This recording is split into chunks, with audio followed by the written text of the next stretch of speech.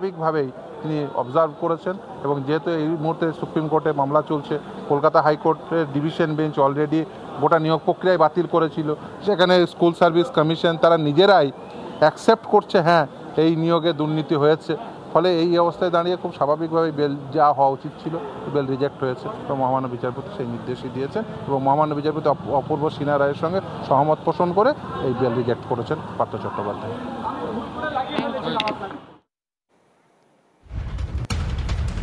এই মুহূর্তের বড় আপডেট, গুরুত্বপূর্ণ আপডেট, সিবিআই এর মামলায় পার্থর জামিন আর্জি খারিজ হাইকোর্টে।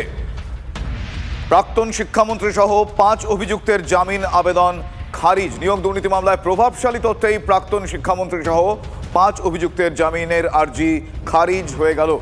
অভিযুক্তদের ছেড়ে দিলে পড়ুয়াদের সঙ্গে অবিচার হবে, রাজ্যের শিক্ষা ব্যবস্থার উপর প্রভাব পড়বে।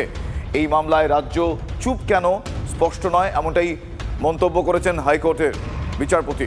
নিয়োগ দুর্নীতি মামলায় বিড়ম্বনা বাড়ল তাহলে পার্থ চট্টোপাধ্যায়ের। বিচারপতি অপূর্ব সিনহা রায়ের রায় বহাল বিশেষ বেঞ্চ। আমি আরও আপডেট জানবো, আমার সহকর্মী এই মুহূর্তে শ্রাবন্তী শাহ আমার সঙ্গে রয়েছেন। শ্রাবন্তী, এই মুহূর্তে তাহলে যে সমস্ত কারণের জন্য, যে সমস্ত কারণ দেখিয়ে এই মুহূর্তে এই আর্জি খারিজ হয়ে গেল, আমি স্পেসিফিক্যালি সেই কারণগুলো এক এক করে জানতে চাইবো তোমার কাছে।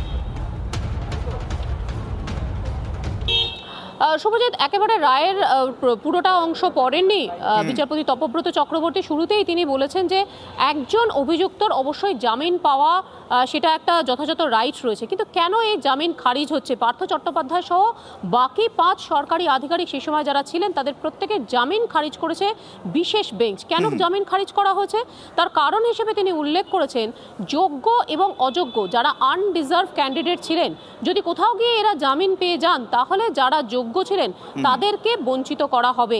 একই সঙ্গে নিয়োগ দুর্নীতিতে যেভাবে একজন শিক্ষামন্ত্রীর নাম জড়িয়ে গেছে, ষড়যন্ত্রের আকার হিসেবে একজন শিক্ষামন্ত্রীর নাম এসেছে, সেখানে যদি এই জামিন তিনি পান, যেখানে তদন্ত চলছে বলে সিবিআই দাবি করছে, তাহলে কোথাও গিয়ে তদন্ত প্রভাবিত হতে পারে। তার কারণ সেই একটাই জায়গা, প্রভাবশালী তকমা। ফিরদৌস সামিম আমার সঙ্গে রয়েছেন, তার কাছে সরাসরি জানতে চাইব, এসএসসি যেখানে একসময় এখানে দুর্নীতি হয়েছে বলে স্বীকার করেছে, তারপরেও রাজ্য কনসার্ন দেয়নি, গোটা বিষয়টাই কি আলটিমেটলি প্রভাবশালী তকমাতেই শিলমোহর দিল? একদমই। দেখুন, রাজ্য স্যাংশন দিচ্ছে না, খুব পরিষ্কার যে রাজ্য কেন স্যাংশন দিচ্ছে না। কেন আমরা প্রথমে সিবিআই তদন্ত চেয়েছিলাম তার কারণ দেখুন, একটার পর একটা যখন এই মামলাগুলো হচ্ছিল তখন একটার পর একটা স্কুল সার্ভিস কমিশন রিপোর্ট দাখিল করে বলছে ভুল হয়ে গেছে, ভুল হয়ে গেছে। তারপরে যখন একসঙ্গে সম্মিলিতভাবে আদালতের সামনে রাখলাম, আদালতের সামনে এই প্রেয়ার করলাম যে এই মামলায় সিবিআই তদন্তের নির্দেশ দিতে হবে, এই কারণেই যে এগুলো হচ্ছে এরা যেটা বলছে ভুল, আসলে এটা ইন্টেনশনাল এবং এখানে হিউজ দুর্নীতি রয়েছে। আমরা যেটুকু আদালতে উপস্থাপনা করতে পারছি এটুকু টিপ অফ দ্য আইসবার্গ। সেই বলে সেই সময়ে সিবিআই তদন্তের নির্দেশ হয়েছিল। পরবর্তীতে সিবিআই ওএমআর শিট উদ্ধার করেন এবং সেই উদ্ধার করা ওএমআর শিট থেকে পরিষ্কার হয়ে যায় যে কীভাবে সাদা খাতার শিক্ষকরা তারা চাকরি পেয়েছে। শুধুমাত্র এই দুর্নীতি শুধুমাত্র সাদা খাতার শিক্ষক তো নয়, rank jump, non listed candidate, after expiry of the panel, বিভিন্ন ধরনের দুর্নীতি হয়েছে। মানে সোজা কথায় যে যখন পয়সা দিয়েছে তাকে তখন চাকরি দেওয়া হয়েছে। শুধু তাই নয়, এই পার্থ চট্টোপাধ্যায় তিনি একটি কমিটি তৈরি করে দিয়েছিলেন, 5 সদস্যের কমিটি। সেই 5 সদস্যের কমিটির প্রভিশন আইনে কোথাও নেই। রাজ্য জানতো, তারপরে তারা কনসেন্ট পায়নি। রাজ্যে জানতো শুধু নয়, রাজ্য দেখুন ওই যে 5 সদস্যের কমিটি তৈরি করা, সেই 5 সদস্যের কমিটি বেসিক্যালি আইনে তার কোনো প্রভিশন নেই এবং রাজ্যের ক্যাবিনেট মন্ত্রী তিনি কনসেন্ট দিয়ে 5 সদস্যের কমিটি তৈরি করছেন, একটা রাজ্য নোটিফিকেশন করছে, এর দায়িত্ব রাজ্যের। রাজ্য আজকে স্যাংশন দেবে না, খুব স্বাভাবিক, কারণ পার্থ চট্টোপাধ্যায় অত্যন্ত প্রভাবশালী একজন মানুষ, তিনি রাজ্যের ক্যাবিনেট মন্ত্রী ছিলেন, খুব স্বাভাবিকভাবে স্যাংশন দিচ্ছে না। রাজ্য মানে একটা প্রশাসন, প্রশাসনের থেকেও দল বড় এখানে, সেটাই তো দেখছি যে এরা দল, ব্যক্তি এবং একটা প্রশাসন, একটা সাংবিধানিক পদ, এর মধ্যে কোনো ডিফারেন্স রাখছেন না। আপনারা দেখছেন না প্রতিটি ঘটনায় তার উজ্জ্বল উদাহরণ প্রতি সময় পাওয়া যাচ্ছে। কেন স্যাংশন দেবেন না রাজ্য? কেন একটা ট্রায়াল স্টার্ট করার জন্য স্যাংশন দেবেন না? এর দায়িত্ব রাজ্যকে নিতে হবে। বরঞ্চ রাজ্য স্যাংশন না দিয়ে যেটা করছে এদিকে আরও বেশি বিপদে ফেলছে। একই রকমভাবে এটা বলাই যায় শুভজিৎ, যে সময় রাজ্য বারবার বলার পরেও স্যাংশন দিল না, আজকের ঠিক সেই কারণেই প্রভাবশালী তকমা শিলমোহর পেল এবং এই বিশেষ বেঞ্চে বিচারপতি তপব্রত চক্রবর্তী তিনিও প্রভাবশালী তকমাতেই অন্যতম কারণ হিসেবে বলে এই জামিন খারিজ করে দিলেন, যার ফলে আবারও নতুন করে বিড়ম্বনা বাড়ল পার্থ চট্টোপাধ্যায়। বেশ, শ্রাবন্তী তাহলে সেই জায়গা থেকে তোমার কাছে জানতে চাই যে এই মুহূর্তে বিড়ম্বনা বাড়লো, কি কারণে বাড়লো তা নতুন করে আর বলার অপেক্ষা রাখে না। এবং ফিরদৌস শামীম যেরকম বললেন যে প্রভাবশালী তথ্য ক্ষেত্রে অত্যন্ত গুরুত্বপূর্ণ, আরও মানবিক যে বিষয়টা আমাদের প্রত্যেকের মনে হচ্ছে যে তাহলে পড়ুয়াদের প্রতি অবিচার হবে। এবার আইনি পথে এই গোটা মামলা কোন দিকে এগোবে, কিভাবে এগোবে, সেই ডিটেলিংটা একটু জানবো। দেখো, পার্থ চট্টোপাধ্যায়ের ক্ষেত্রে বেশ কিছু মামলা রয়েছে, RC5 রয়েছে, RC2 রয়েছে, RC6 রয়েছে। বেশ কিছু মামলাতে পার্থ চট্টোপাধ্যায়কে গ্রেফতার করা হয়েছে। ইতিমধ্যেই শীর্ষ আদালত থেকে ইডির যে গ্রেফতার হওয়ার যে মামলাটি ছিল সেখান থেকে পার্থ চট্টোপাধ্যায় জামিন পেয়েছে। শীর্ষ আদালত যখন ইডির ক্ষেত্রে জামিন মঞ্জুর করেছে তখন তার যে আইনজীবীরা, শ্রাবন্তী তোমায় একটু থামাচ্ছি আমি, এই মুহূর্তে আমার সঙ্গে টেলিফোন লাইনে রয়েছেন এক চাকরিপ্রার্থী অর্ণব ঘোষ। অর্ণববাবু, পার্থ চট্টোপাধ্যায়ের জামিনের আবেদন খারিজ করলো কলকাতা হাইকোর্ট, এই মুহূর্তে অন্যতম গুরুত্বপূর্ণ খবর, এবং এক্ষেত্রে প্রভাবশালী তথ্যে প্রাক্তন শিক্ষামন্ত্রী সহ 5 অভিযুক্তের জামিন, তাই জামিনের আর্জি খারিজ। কিভাবে দেখছেন, কি বলবেন? আমরা শুধু একটাই কথা বলবো, জামিন আর্জি এর থেকে বড় কথা কবে শাস্তি পাবে এবং যাদের চাকরিগুলো বিক্রি করেছে সেই সমস্ত অযোগ্যদের বার করে যোগ্যরা কবে রাজপথ থেকে স্কুল ঘর যাবে, তার জন্য অধীর আগ্রহে আমরা অপেক্ষা করছি। তার কারণ পুলিশের ছলের অভাব হয় না, তার কারণ প্রতিনিয়ত দেখছি এই জামিন এই সমস্ত বিষয়গুলো চলছে। আর কতদিন, তারিখটা তারিখ চলছে। সুতরাং আমাদের একটাই আবেদন যে দ্রুত যেন এর বিচার হয় এবং যারা অযোগ্য, যারা চাকরি করছে, শিক্ষা ব্যবস্থাকে শেষ করে দিয়েছে, যোগ্যরা যেন স্কুল ঘরে অতি অবশ্যই ফিরতে পারে। এখন এইরকম খবর তৈরি হয়, কিন্তু আমরা যারা এত রাজপথে বসে আছি তারা কিন্তু অধীর আগ্রহে সেই অপেক্ষায় বসে আছি আমরা কবে নিয়োগ পাবো।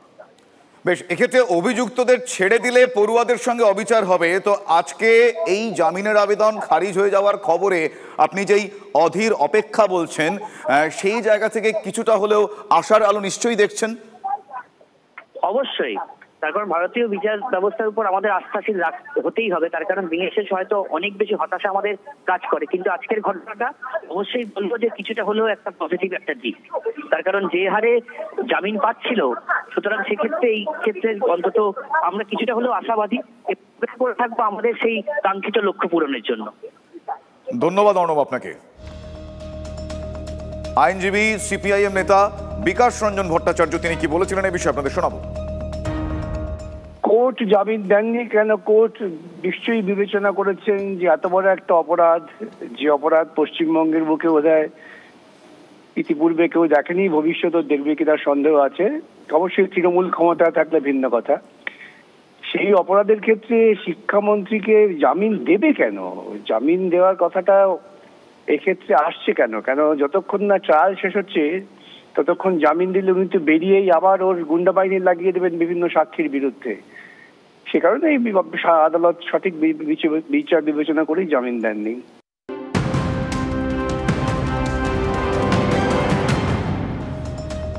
আরো আপডেট, পার্থ চট্টোপাধ্যায়ের বিরুদ্ধে চার্জ গঠনের যে শুনানি, সেই শুনানিতে ইডিকে তিরস্কার করলেন বিচারক। দেরি হচ্ছে, আমাকে কেন জানাননি? আপনাদের জন্যই চার্জ গঠনে দেরি হচ্ছে, এখনো কেন সব নথি জমা দেননি? ইডির তদন্তকারী অফিসারকে বিচারক ভৎসনা করলেন। আর কি কি প্রশ্ন করে, আর কি কি সিচুয়েশনের, এই মুহূর্তে আর কোন কোন পরিস্থিতি উল্লেখ করে ভৎসনা করলেন আমি জানবো। আমার সহকর্মী সুপ্রিয় এই মুহূর্তে আমার সঙ্গে রয়েছে। সুপ্রিয়, কোন কোন বিষয়গুলো স্পেসিফিক্যালি তিনি উল্লেখ করলেন?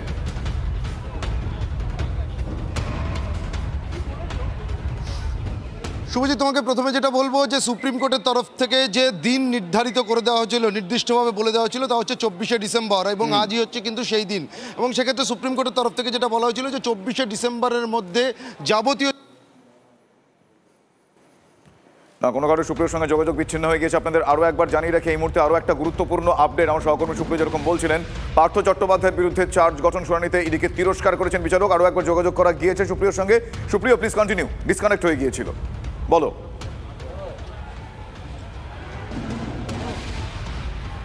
শুভজিৎ, যেটা বলছিলাম যে আজকেও যে চার্জ ফ্রেম করার কাজ শুরু করা সম্ভব হচ্ছে না তা এক প্রকার কিন্তু বলা যেতে পারে।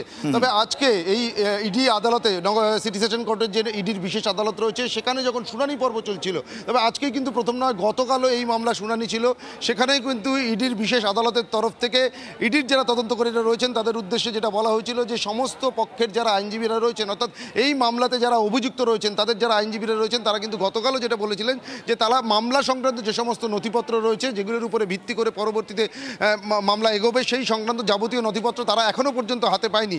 গতকালও কিন্তু আদালতের তরফ থেকে সেই সমস্ত নথিপত্র পৌঁছে দেওয়ার জন্য বলা হয়েছিল, কিন্তু গতকালের পর আজও কিন্তু ঠিক সেই একই জায়গাতে দাঁড়িয়ে রইল গোটা বিষয়টা।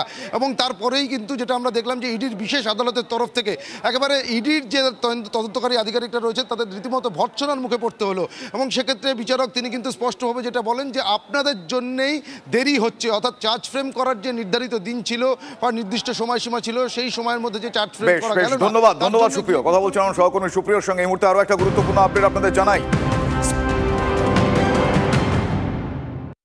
সিজিও কমপ্লেক্স ঘেরাও অভিযান ঘিরে